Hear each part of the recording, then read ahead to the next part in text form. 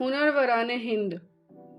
اس نظم میں اقبال نے ہندوستان کے ماہرین فنون لطیفہ جیسے شاعر، ادیب، مصور، نثر نگار، افسانہ نویس، گلوکار، ان سب کے اجزائے فن کے بارے میں بات کی ہے۔ کہتے ہیں عشق و مستی کا جنازہ ہے تخیل ان کا، ان کے اندیشہ تاریخ میں قوموں کے مزار، موت کی نقش گری ان کے صنم خانوں میں، زندگی سے ہنر ان برہمنوں کا بیزار۔ اقبال کہتے ہیں کہ یہ اپنے فن کے ذریعے عشق و مستی یعنی محبت بھرا وہ جوش و جذبہ جو انسان کو کسی بڑے مقصد کے حصول کی ہمت دلاتا ہے، اس کا خون کر دیتے ہیں۔ ان کا تخیل کسی اندھیر نگری جیسا ہے جہاں قومیں زندہ نہیں رہ سکتی بلکہ موت کی آغوش میں سانس لیتی ہیں۔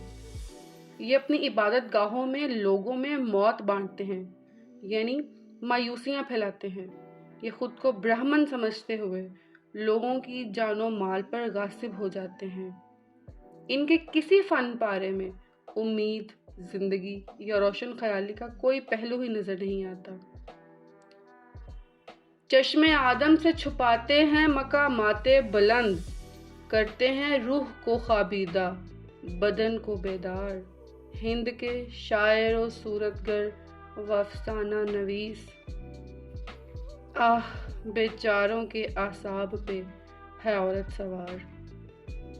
اقبال گلہ کر رہے ہیں کہ یہ تمام لوگ عورت کے بدن، عورت کی زلفوں، اس کی تراش خراش کو موضوع فن بنا کر اس قوم کے جوانوں کے حوصلہ، ہمت اور جذبہ کو خواب خرگوش کے حوالے کر دیتے ہیں اور ان کی جسمانی و نفسانی خواہشات کو بیدار کر دیتے ہیں۔ اس نظم کا ہم ایک مختصر سا خلاصہ اگر بیان کریں تو اس طرح سے ہے کہ اقبال اپنی اس نظم میں تمام شعراء، ادیب، مصورین کے طرز فن پر تنقید کرتے نظر آتے ہیں کہ یہ تمام لوگ جادوئی صلاحیتوں کے حامل ہوتے ہیں، لوگ ان کی بات سے متاثر ہوتے ہیں، مگر یہ اپنی تمام تر صلاحیتوں کو قوم سازی کی بجائے محض رومانوی قسم کے سطحی تخیل کا پرچار کرنے میں صرف کر دیتے ہیں۔